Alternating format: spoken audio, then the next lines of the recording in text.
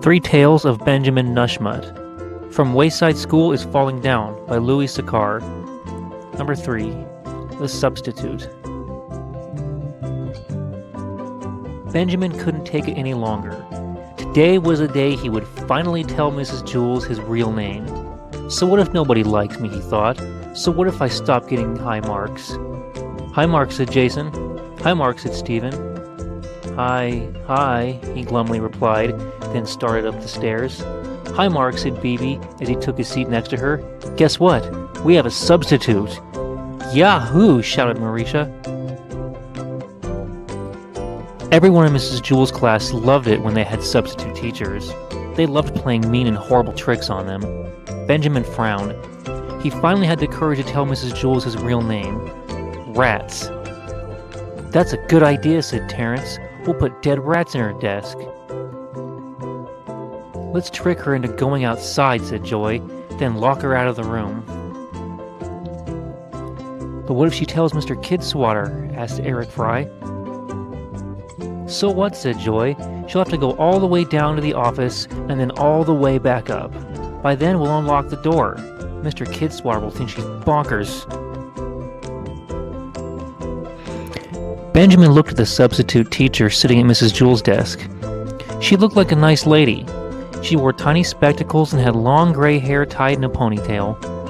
He felt sorry for her, and he felt sorry for himself. I was going to tell Mrs. Jules my name, he thought. I really was. The substitute stood up and walked to the center of the room. Good morning, she said. My name is Mrs. Franklin. Nobody said good morning back to her. Calvin handed Benjamin a note.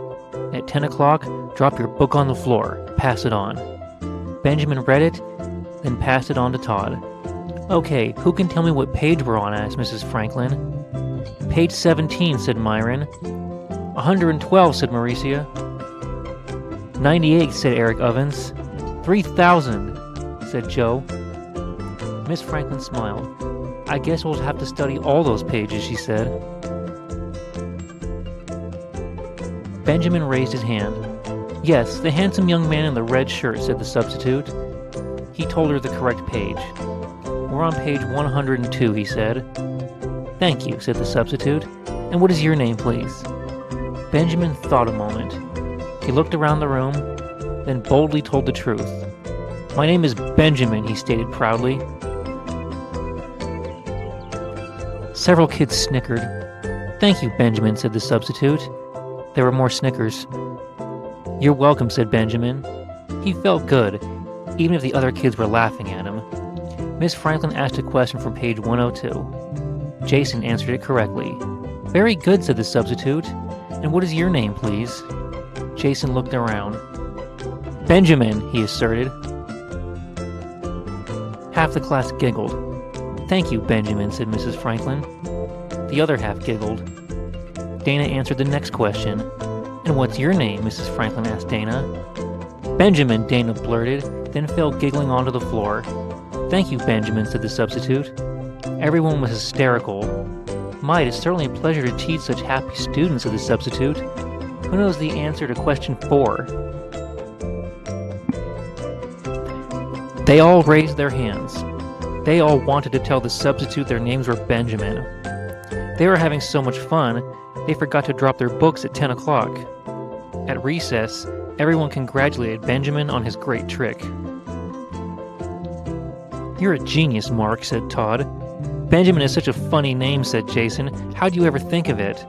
But my name really is Benjamin, said Benjamin. So is mine, said Stephen. Mine too, said Leslie. They all laughed. Do you think she really believes we're all named Benjamin? Asked Eric Ovens. Probably, said Joy. She's so stupid. If she thought we were lying, she would have gotten mad, said Eric Bacon. The bell rang, and they all hurried back to class. After recess was social studies.